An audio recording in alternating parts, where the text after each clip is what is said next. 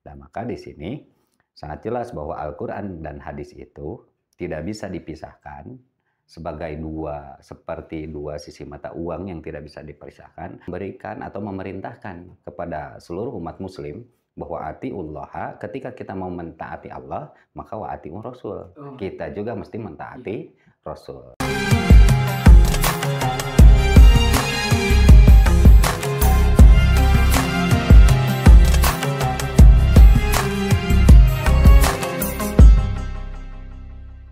Bismillahirrahmanirrahim. Alhamdulillahirabbil alamin. Asyhadu an la ilaha illallah wa asyhadu anna Muhammadan abduhu wa rasuluh. Alhamdulillah kawan-kawan, kita bisa kembali lagi mengisi acara kita yaitu podcast ya. Nah, di sini saya ditemani oleh Al Ustadz. Apa kabar Ustadz? Alhamdulillah baik. Nah, bagaimana kabar kawan-kawan? Bagaimana keseruan kemarin ya di saat liburan? Nah, alhamdulillah kita kembali lagi mengisi acara kita yaitu podcast. Nah, kita bersamai oleh Al Ustadz Dias. Beliau adalah seorang asatid di PPI 16 Cipada. Alhamdulillah kehadiran beliau membuat kita bisa thalabul ilmi bersama beliau. Oleh karena itu kita bertanya-tanya terlebih dahulu, bagaimana Ustaz sebelumnya saat kemarin Ramadan Ustaz? Alhamdulillah Ramadan penuh berkah ya. Kemarin kegiatan cukup padat, khususnya di pesantren juga. Mudah-mudahan semua kegiatannya bermanfaat lah untuk kita semua. Kita berlanjut ya, kita kemarin ada pertanyaan-pertanyaan terkait dengan Al-Quran. Nah, kita langsung saja membahas kepada Al Ustadz, kita bertanya ya. Nah Ustadz, jadi Al-Quran itu sebagai petunjuk. Nah, itu maksud di sana petunjuk itu bagaimana Ustadz? Oke, alhamdulillahirabbil alamin, asyhadu an la ilaha illallah wa asyhadu anna Muhammadan abduhu alladzi la nabiyya ba'dah. Ketika kita berbicara tentang Al-Qur'an, nah tentunya sudah dimafhumi bahwa Al-Qur'an itu adalah sebagai hudan atau petunjuk. Kenapa Al-Qur'an menjadi petunjuk? Cuman ada syaratnya. Maka kita tidak boleh meragukan terlebih dahulu. Sebagaimana kan di dalam Quran surat Al-Baqarah, dzalikal kitabul la raiba fihi hudal lil muttaqin. Nah, itu sebagai patokan bahwa Al-Quran akan menjadikan sebuah petunjuk ketika dasarnya kita tidak meragukan Al-Quran. Makanya proses yang pertama itu mesti iman dulu. Nah, ketika berbicara Al-Quran sebagai petunjuk juga, karena memang ternyata Al-Quran itu mempunyai proses turunnya yang memang tidak hanya langsung kepada Nabi Muhammad gitu. Tapi ada beberapa tahapan yang memang yang pertama Allah Subhanahu wa taala menyimpan Al-Quran itu di Lauhul Mahfud. Nah, Lauhul Mahfud itu secara harfiah bisa dikatakan atau bisa diartikan diperiksa dan dijaga. Sebagaimana ketika di dalam Quran surat Al-Hijr ayat 9 itu mengatakan bahwa Allah Subhanahu wa taala berfirman, "Inna nahnu nazzalna dzikra." Sesungguhnya kamilah yang menurunkan Al-Quran. Wa inna lahu lahafidun. Dan sesungguhnya kami pula yang menjaganya. Maka penjagaan itu disimpan di Lauhul Mahfud. Dan setelah di Lauhul Mahfud, Allah Subhanahu wa taala menurunkan Al-Qur'an itu secara sekaligus ke Baitul Izzah. Nah, sekaligus di sini ada tertera di dalam kitab tafsir ketika menafsirkan inna anzalnahu fi lailatul qadri. Nah, setelah proses kedua dari Lauhul Mahfud ke Baitul Izzah, nah baru Allah Subhanahu wa taala memerintahkan malaikat Jibril menurunkan Al-Quran itu secara berangsur-angsur atau bertahap. Maksudnya bertahap seperti apa? 13 tahun di Makkah dan 10 tahun di Madinah. Dan itu tentunya surat yang pertama yang sudah kita pahami, yang sudah kita ketahui bahwa suratnya itu ya ini Al-Alaq. Nah, itu proses turunnya Al-Quran dan benar-benar Allah itu yang maha suci dan Al-Quran itu kitab suci diturunkan kepada makhluk yang suci dan diturunkan secara berangsur-angsur kepada manusia yang senantiasa disucikan. Kenapa disucikan? Karena Nabi Muhammad SAW telah dimaksum, dijaga dari kesalahan. Maka itu akan masuk kepada kesuciannya. Dan itu sulit untuk dicari kekurangan-kekurangannya karena memang Nabi Muhammad itu telah dijaga oleh Allah Subhanahu wa taala. Dan itu proses turunnya Al-Qur'an, dan Al-Qur'an ini akan menjadikan sebuah petunjuk ketika dasarnya kita tidak pernah meragukan Al-Qur'an. Baik. Nah, itu mungkin ya. Nah, itu jadi tadi mengapa alasan Al-Qur'an itu sebagai petunjuk. Nah, oleh karena itu kalau misalkan tadi apakah petunjuk itu kan tadi kalau ada disebutkan Al-Qur'an itu sempurna, Ustaz. Yeah. Nah, mengapa lalu ada hadis, Ustaz? Okay. Nah, itu mungkin. Nah, ketika tadi dasarnya Al-Qur'an itu, kenapa saya membahas tentang proses turunnya Al-Qur'an? Nah, proses turunnya Al-Qur'an dari Allah yang Maha Suci, dan Al-Qur'annya itu adalah kitab suci. Kenapa suci? Karena memang telah diperiksa dan dijaga oleh Allah Subhanahu wa taala di Lauhul Mahfuz. Dan proses penurunannya juga kepada makhluk yang suci, dan Nabi Muhammad sebagai manusia yang memang disucikan dan dijaga oleh Allah. Nah, dari proses itu, maka kita mampu memahami bahwa Al-Qur'an itu ternyata benar-benar sempurna, dan tidak ada sampai sekarang yang mampu menandingi Al-Qur'an. Dan itu sudah dijelaskan dalam Quran surat Al-Baqarah. Bahkan Allah Subhanahu wa taala kan menantang siapapun yang mampu membuat Al-Qur'an. Walaupun hanya satu ayat, satu huruf pun itu akan sulit. Nah, ketika berbicara tentang Al-Qur'an adalah sempurna, kita perlu tahu bahwa Al-Qur'an itu sebagai hudal linnas, petunjuk bagi seluruh manusia, sholih likuli zaman wal makan, dan cocok diterapkan dalam setiap waktu, dalam zaman, situasi apapun. Nah, maka seperti itu, sifatnya Al-Qur'an itu adalah universal, umum, global. Ketika berbicara universal, itu perlu ada penafsiran-penafsiran dan perlu untuk dipahami.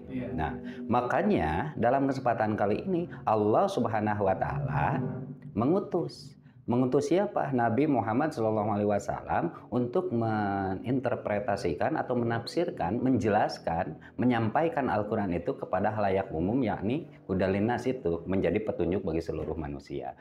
Nah, proses kesempurnaannya itu dalam hal ketika Nabi Muhammad itu bukan untuk merusak kesempurnaan hadirnya itu, tapi Nabi Muhammad itu untuk menjelaskan. Makanya kita tahu bahwa kredibilitas Nabi Muhammad itu sudah tidak perlu diragukan lagi. Nah, sebagaimana kan di dalam Quran surat Al-Qalam,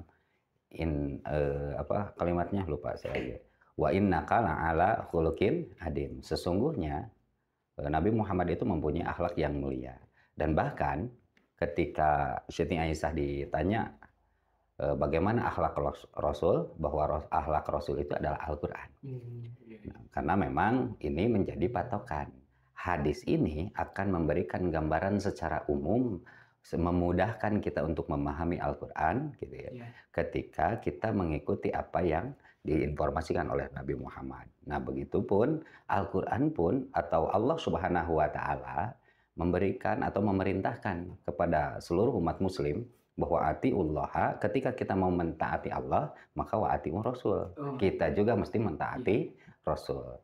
Nah, ini mungkin sosok Nabi Muhammad SAW, sehingga apapun yang keluar dari lisan beliau selain Al-Qur'an, maka itu dikatakan hadis. Karena kita paham bahwa hadis itu segala sesuatu berita yang langsung dari Nabi Muhammad, baik secara perkataannya, baik secara perbuatannya, persetujuan, harapan, bahkan sifat dan keadaan Nabi Muhammad SAW. Dan sosok ini, hadis ini akan sangat berpengaruh memberikan penjelasan dari kesempurnaan Al-Qur'an supaya kita mampu menjadikan sebuah petunjuk untuk kita semua. Nah, itu mungkin secara gambaran ketika hadis ini kenapa mesti hadir. Gitu. Berarti tidak merusak maksudnya tidak menyeimbangkan tentang Al-Qur'an dan hadis. Berarti kedudukan hadis itu lebih kalau diibaratkan ya lebih bawah dari Al-Qur'an gitu. Berarti itu adalah penafsiran Al-Qur'an ke hadis. Nah, sebenarnya antara Al-Qur'an dan hadis itu seperti dua sisi mata uang yang saling keterkaitan dan tidak bisa dipisahkan. Karena memang seperti apa, fungsi hadis itu sendiri untuk menjelaskan, makanya nanti ada 3 poinnya itu. Pertama, sebagai bayan takrir. Bayan takrir itu menjelaskan terkait pengulangan apa yang diinformasikan oleh Al-Quran. Contoh ketika Al-Quran memerintahkan, laksanakanlah ketika hendak melakukan sholat, maka kamu mesti melakukan bersuci terlebih dahulu. Nah, bersuci itu Rasul mengulang kembali. Ketika kita hendak melaksanakan sholat, maka kita mesti melakukan wudhu. Karena ketika tidak melakukan wudhu, sholatnya tidak akan diterima. Itu kan ada hadis riwayat seperti itu. Nah, kemudian yang kedua, bayan tafsir. Kalau bayan tafsir, fungsi hadis itu sebagai bayan tafsir. Kalau bayan tafsir itu menjelaskan hal-hal yang memang yang tidak secara rinci dijelaskan di dalam Al-Quran. Sebagai contoh, ketika tadi kita ambil yang simpel saja. Dalam Quran surat Al-Baqarah ada perintah. Ketika dzalikal kitabul la raiba fihi hudalil muttaqin alladzina yu'minuna bil ghaib wa yuqimuna shalah. Dirikan salat. Nah, ketika kita memahami hanya Al-Quran saja, maka kita akan muncul pertanyaan, bagaimana cara melaksanakan sholat? Atau bagaimana cara mendirikan sholat? Maka Rasulullah mengajarkan kepada kita semua melalui perkataannya atau perbuatannya dan lain sebagainya, itu dengan sebagai tata cara. Tata caranya sebagaimana yang telah kita pahami, yang telah kita ketahui, yang telah kita laksanakan dan dirikan setiap hari 5 waktu itu khususnya yang wajib. Dan itu menjadi bayan tafsir. Dan terus yang lainnya juga itu berfungsi atau hadis itu berfungsi sebagai penjelas dalam menetapkan sebuah hukum. Nah, di sini menjadi titik tekan ketika seseorang ingin mempelajari Islam secara kafah. Karena memang kita dituntut dalam Al-Quran itu.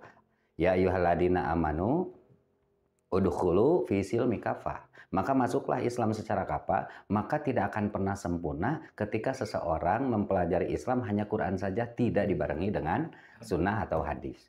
Nah, itu mungkin sebagai fungsi hadis itu sendiri, bukan untuk merusak kesempurnaan, tapi lebih memudahkan kepada kita dengan akal kita yang terbatas, gitu ya, untuk memahami luasnya keilmuan di dalam Al-Quran.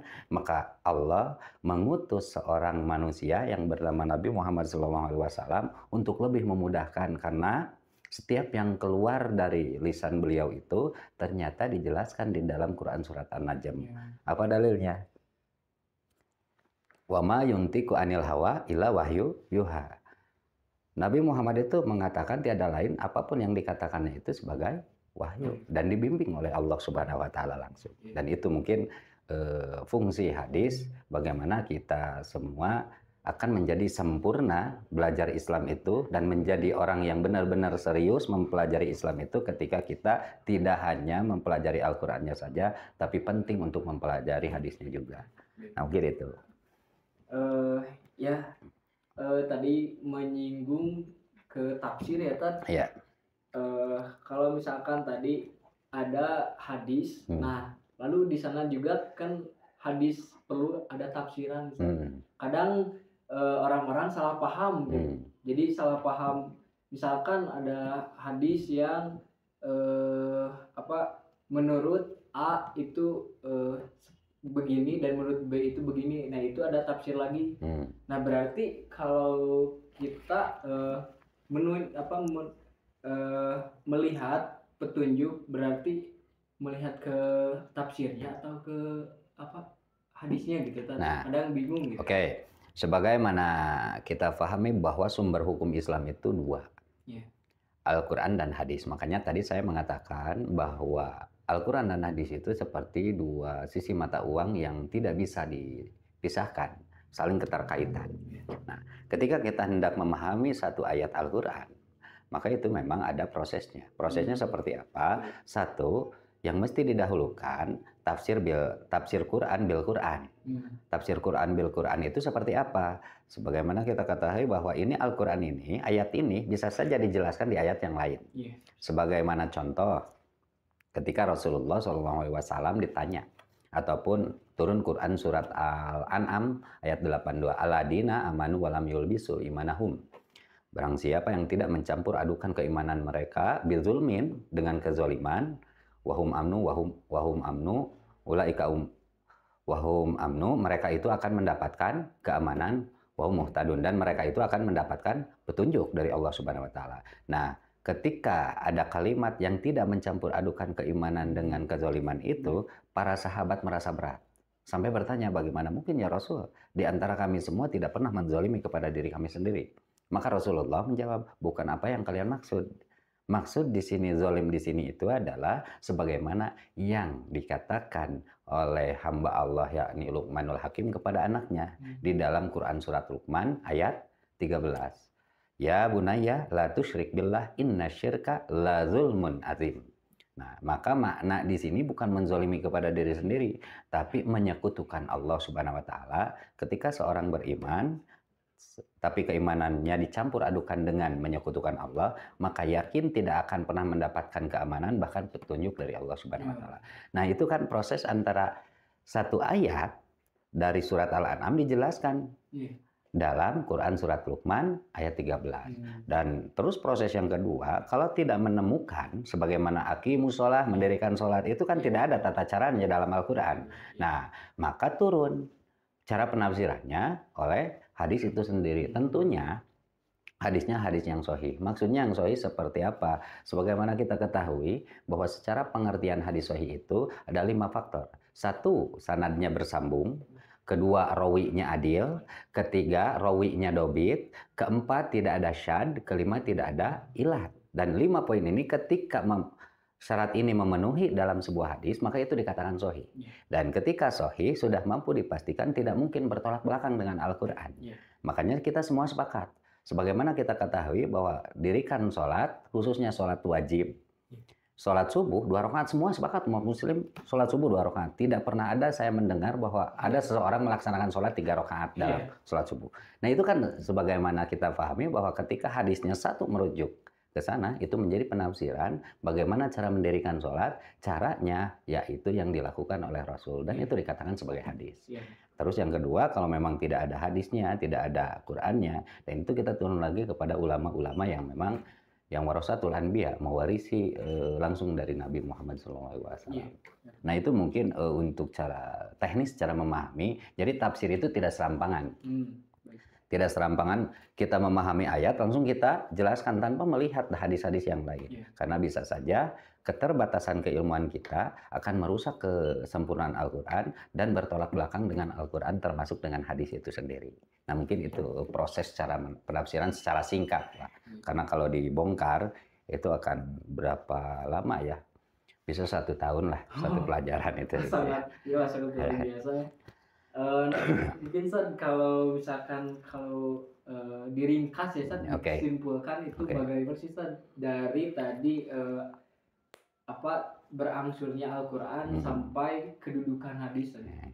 Oke, kita simpulkan ketika kita muncul, karena memang kasus pertanyaan Al-Quran sempurna, kenapa mesti ada hadis, itu senantiasa bergulir, bahkan bukan zaman sekarang saja, dari dulu juga memang sudah ada.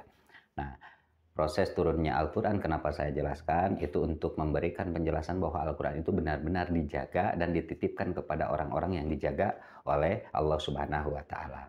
Nah, terus yang kedua, Al-Quran itu sifatnya universal, dan hadis itu akan menjelaskan, mengkhususkan supaya kita lebih mudah memahami Al-Quran. Makanya secara simpelnya nih, ketika kita sebagai analoginya, ketika belajar sesuatu pasti ada teori dan praktek. Nah, kita ambil simulasinya Al-Quran itu sebagai teorinya. Nah, ketika kita sudah mengetahui teorinya, maka kita mesti mempraktekkan. Nah, praktek itu tidak bisa serampangan. Dan ketika teori itu mesti difahami dulu. Nah, dipahami dulu dengan proses-proses praktek. Nah, dan prakteknya itu sebagaimana yang kita ketahui adalah hadis. Makanya ketika Siti Aisyah ditanya tadi, ketika bagaimana akhlak Rasul, maka kata Siti Aisyah, simpel jawabannya tapi syarat dengan makna. Lihat, kalau mau melihat akhlak Rasul, lihatlah Al-Quran. Karena Al-Quran itu bagian dari akhlak Rasul. Jadi Rasul itu menginterpretasikan atau menafsirkan keseluruhan yang ada di dalam Al-Quran itu ke dalam kehidupan sehari-hari. Baik secara ibadah mahdohnya ataupun secara ibadah ghair mahdohnya. Dan maka di sini sangat jelas bahwa Al-Quran dan hadis itu tidak bisa dipisahkan. sebagai seperti dua sisi mata uang yang tidak bisa dipisahkan. Dan ketika kita seorang manusia yang beriman kepada Allah ingin masuk Islam, mesti secara sempurna sebagaimana yang dikatakan tadi dalam Quran surat Al-Baqarah. Kesempurnaannya itu kita mesti serius mempelajari Al-Quran, kita mesti serius juga mempelajari hadis, karena dua itu menjadi sumber hukum Islam. Jadi kenapa hadis muncul? Itu untuk lebih memudahkan, karena akal kita terbatas dan kita tidak diberikan wahyu. Hanya Nabi Muhammad saja yang diberikan wahyu. Bahkan setiap hadis yang keluar dari mulut beliau itu menjadikan sebagai patokan. Kata Allah Subhanahu wa taala, tiada lain apapun yang dikatakan oleh Nabi Muhammad SAW berdasarkan wahyu dan bimbingan dari Allah Subhanahu wa taala. Kenapa? Karena Nabi Muhammad telah dimaksum atau dijaga oleh Allah Subhanahu wa taala.